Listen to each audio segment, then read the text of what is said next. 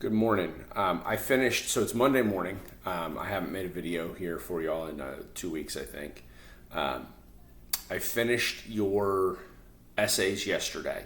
I did not publish them, however.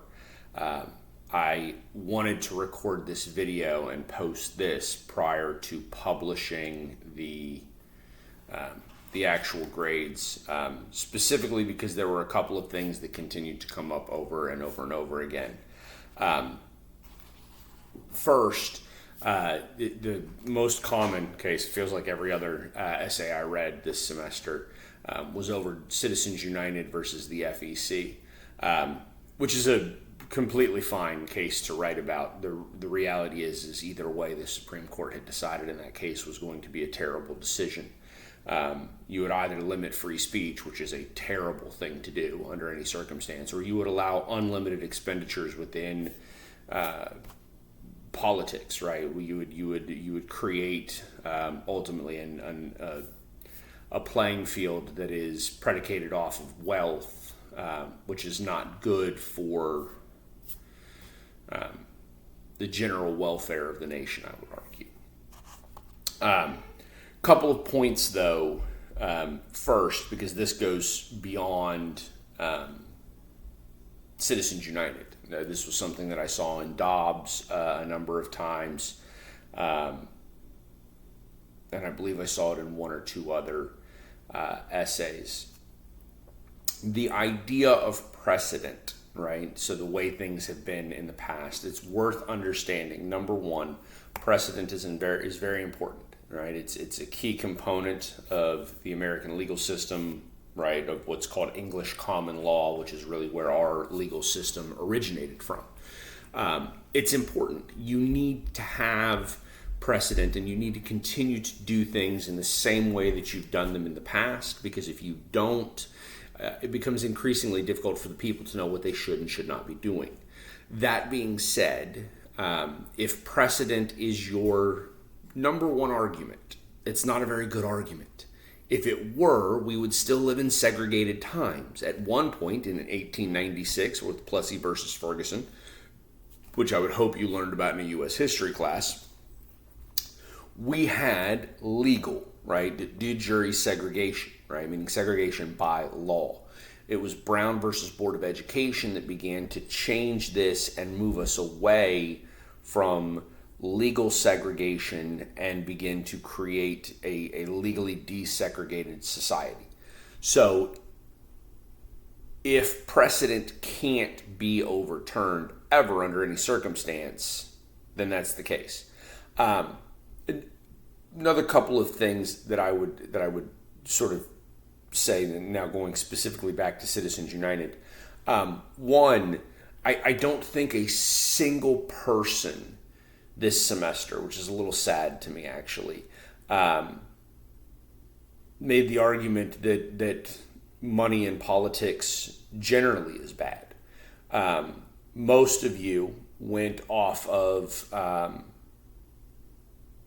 believe it was Justice Stevens, who predominantly had voiced the idea that corporations are not people. But it's actually worth understanding. Citizens United is not a corporation, right? It might be incorporated, but it is not a corporation in the sense that it exists in order to make money. And many of you actually said that. You made the argument, well, these are different entities because they exist to make money. Citizens United existed to espouse a political ideology. That's why it existed, right? So that's a little bit different. And I do wonder, and I probably made some comments on some of your papers, does that make a difference to you? Maybe it does, maybe it doesn't. The second comment that I made frequently on your papers is how do we reconcile Mike Bloomberg then?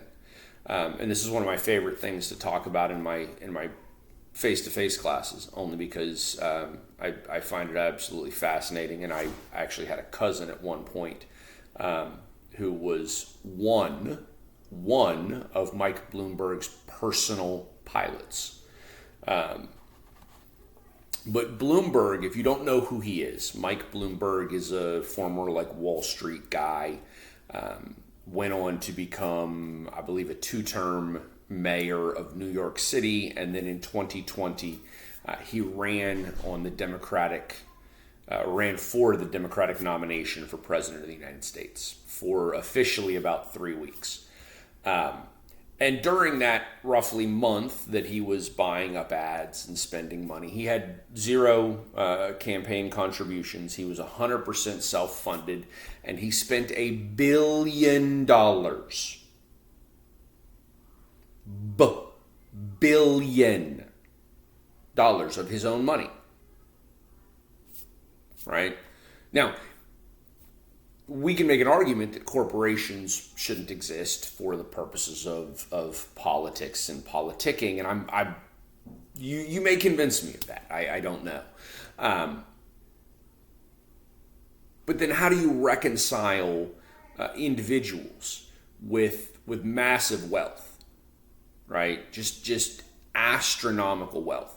Okay, and I did the math because this obviously, if he was running for the nomination in 2020, this really sort of begins in 2019. But I did the math, and I compared Mike Bloomberg's net wealth, the $1 billion out of his net wealth, to what would that amount be out of my net wealth, and it came out to like $100. Basically a mediocre date night for the wife.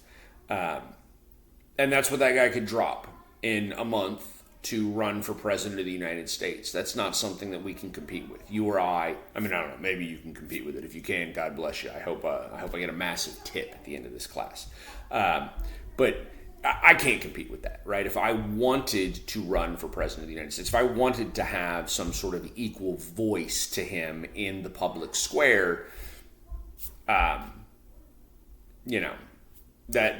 would be the case. I can't compete with that. And so then the question becomes, well, can we tell that guy how he can and can't spend his own money?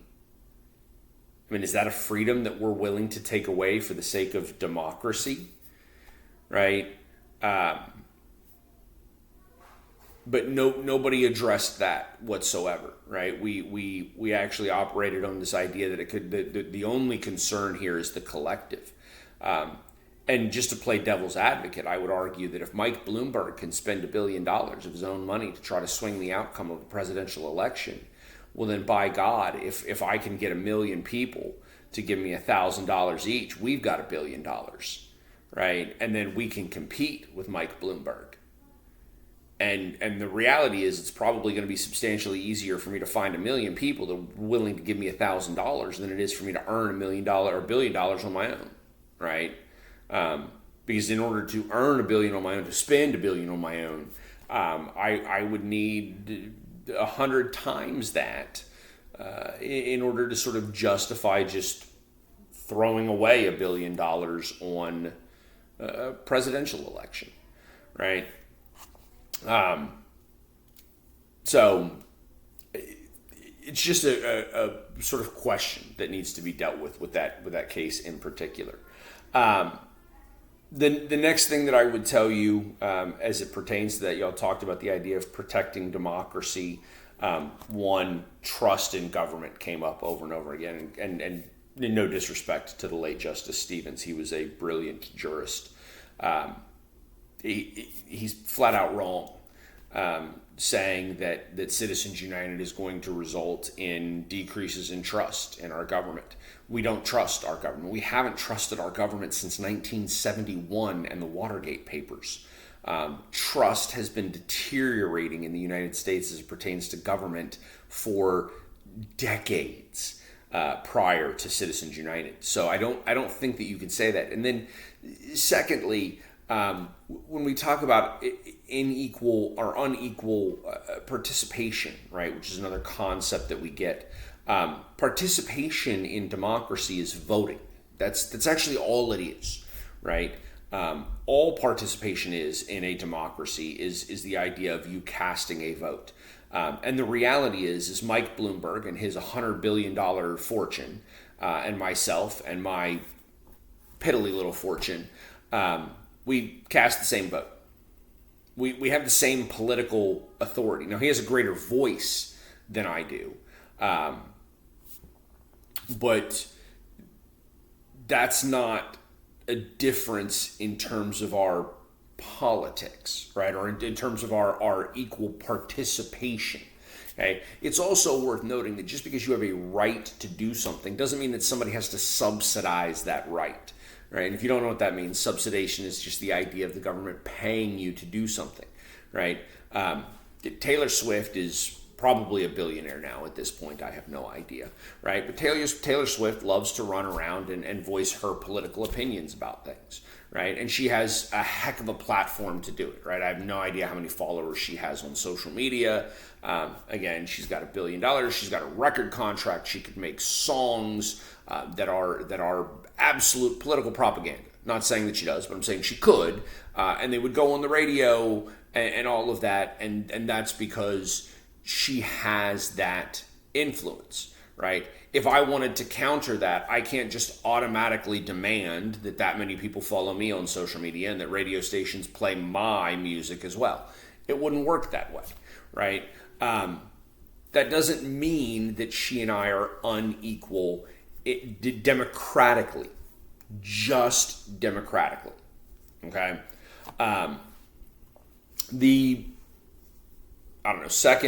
Second most common case I got was Kelo v. New London. And the only generalized statement I want to make essentially to all of you, a number of you had talked about the idea of the building being condemned. And I know that in sort of common usage, right? When we say condemned, we're talking about buildings that have fallen into disrepair and then basically get torn down because they're unsafe to live in. It's not really the exact same thing. Condemned just means that you're kicked out of it, essentially. Anytime the government takes something via the takings clause, via the eminent domain, it's ultimately condemned because it's no longer accessible to that private individual, regardless of their sort of ownership stake in it at the time, right? So the fact that Kelo's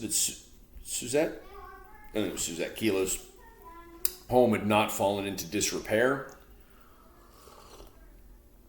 is ultimately irrelevant to that case. Then the last thing, and I'm going to try to keep this video relatively short, the last thing that I will say as far as the essays go, overall they were pretty good. There were multiple instances where I feel like you were probably rushed. This is just free 2 cents. You can take it or leave it, throw it on the sidewalk, doesn't matter.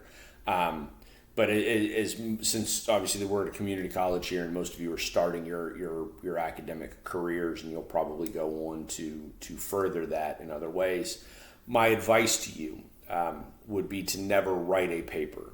And I know we all procrastinate. Never write a paper the day it's due. Write it the day before it's due. Sit on it. Go away from it for 24 hours, ideally, if you can, and then come back and reread what you have written. The lack of proofreading for some of you made it more difficult to read than it probably should have been. Additionally, I would tell you, if you don't have time for that, although college writing centers generally take hours to get back to you, you always utilize the writing center. I mean, they theoretically should be able to fix the most common grammatical mistake that I got over and over again, and that I get every single semester over and over again on these papers, is court. When you're talking about the Supreme Court and you just say the court decision, court is capitalized, right? That is the court. When I explain this to students face-to-face, we talk about the word dad, for instance, right? So if you have lowercase d-a-d, that means any father. If you have an uppercase d-a-d, that is your dad. That is a very specific person, right? When we're talking about the Supreme Court, and it's frequently just referred to as the court is capitalized. If you're talking about courts generally, right? A court, then it would be a lowercase c. Um, so if we had more time and I actually got to teach you everything that I wanted to teach you, we would have a fascinating conversation then about God and the freedom of religion in the United States, and whether or not in God we trust on our money, for instance, is problematic, because which God are we talking about? But unfortunately, and this is one of the reasons I'm not a huge fan of online education, we just don't have, and summer school for that matter as well, because this is 5 weeks. We don't have the time to get into that sort of stuff, and I'm sure you talked to all your friends. Most of you said that you were in high school. I'm sure that you found your friends, and I'm probably assigning significantly more work and making this more, putting more on you than some of the other professors are. And I won't apologize for that, but I also won't go into everything that I go into otherwise. So I will get those published here as soon as I get this posted. And then this week we go back. Oh no, we only have no, this is really the last week, right? So just understand, I might be a little behind in grading the discussion and the meaning of freedom, and I forget what the discussion was. I may be a little behind. I like to think I'm good. I'm not good. I'm not quick at turning around grades. It took a full week to get all of these essays back. But I will get it done as quickly as I can. Hang in there. You've got a week left. We're going to blow through Congress, the presidency, the Supreme Court, and then we're done. Thank you.